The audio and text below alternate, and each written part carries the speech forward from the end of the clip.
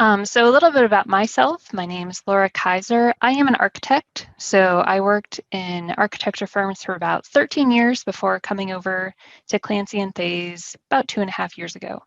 So a lot of what Kevin was talking about, thinking about how to coordinate during design and Navisworks, I know I looked at quite a while ago and never really got to it.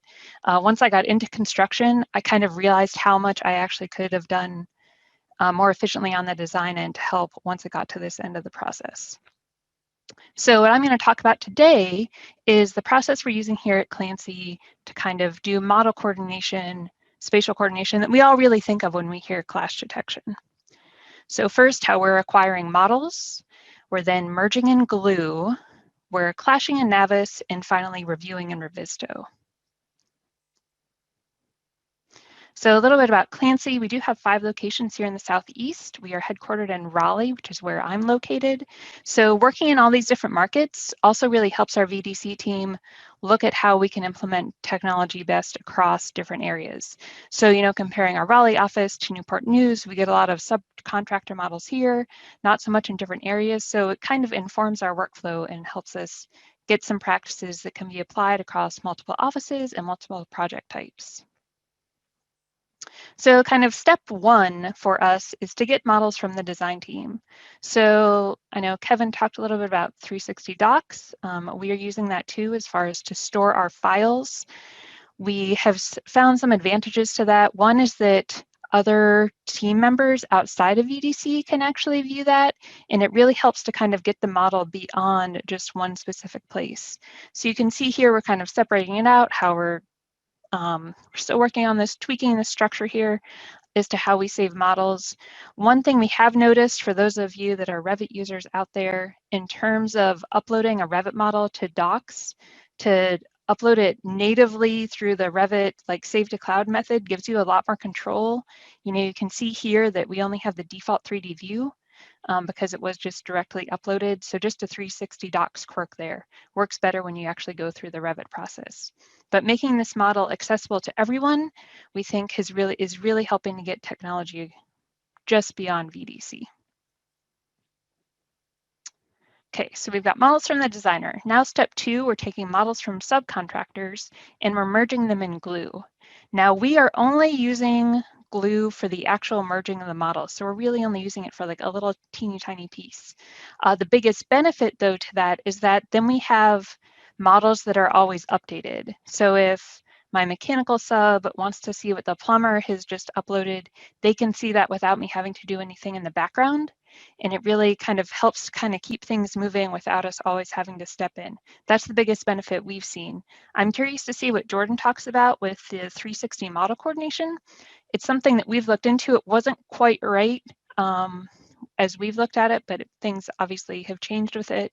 So I'm curious to see that because like I said, we're only using Glue for a little tiny piece, but the benefit makes it worth that license cost to us for subs to be able to get in there on their own.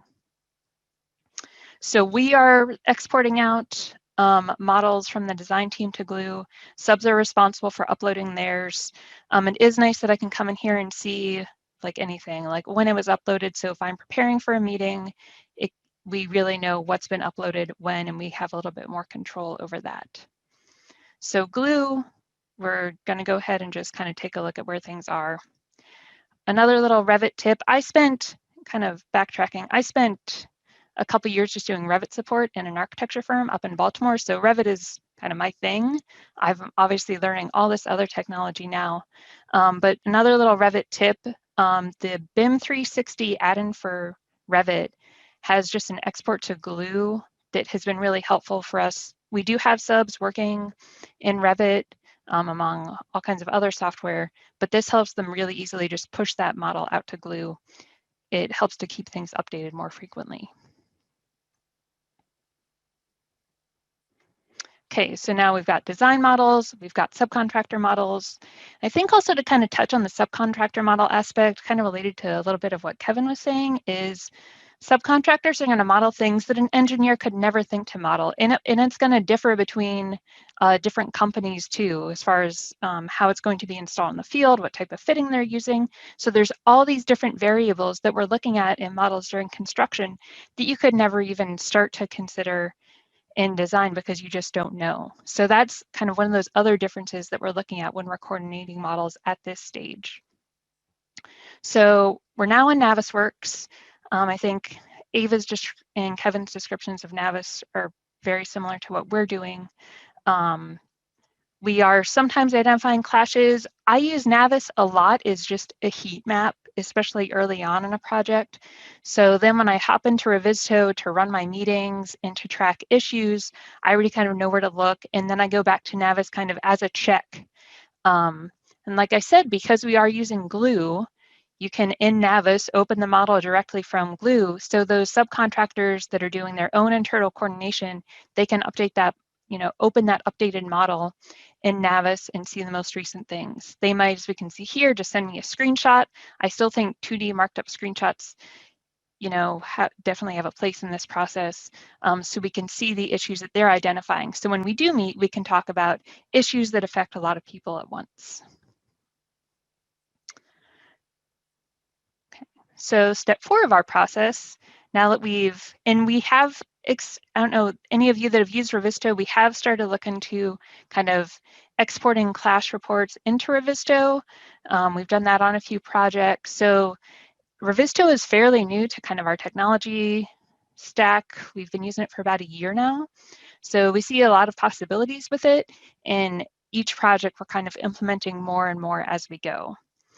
So we are using it for our issue tracking, specifically in our VDC department. The rest of our office is starting, as some other people have mentioned here, are using BIM 360 docs for issues. So we've tried to look at integrations with docs, but are still just sticking to Revisto. So when we think about moving in here, the VDC team is exporting out a federated model from Navis to Revisto. One of the big advantages we've seen here is the ease in which we can overlay 2D sheets on top of a model. So here we were doing some underslab coordination with some conduit routing and some sanitary. So we can actually, without having to do any manual alignment, because the designer provided us a Revit model that still had the sheets intact, that way it can be automatically aligned. It gives us a really good picture of what's going on. We can really easily go through in a meeting. So when I'm running a coordination meeting, I can stamp this mechanical duct here has an issue with something, and then I can go and fill in information. This is ending up turning into our meeting minutes, an attachment to our meeting minutes. So we can kind of keep a running conversation. We're trying to get more subs on board and into the program too. And that way we can kind of assign issues more easily. We've also got our field team is using Revisto to keep an eye on the model too. So that's been pretty exciting to see it actually being, different uses out in the field as opposed to what we'd already been doing. Here's an example of just pushing out those issues as a report. I attach this to my minutes and it's done. If someone does have Revisto installed, they can open the issue directly from here. So it's been a really easy way for us. Plus, I think it's way clearer than trying to export. In the past, kind of before I got here, they'd exported out viewpoints from Navis, but it's hard to get all this information in there. It's been really helpful to make sure we're keeping track of everything. And like I said, we're always looking at kind of what other pieces of technology we can implement in here. So here's an example of the model in Revisto.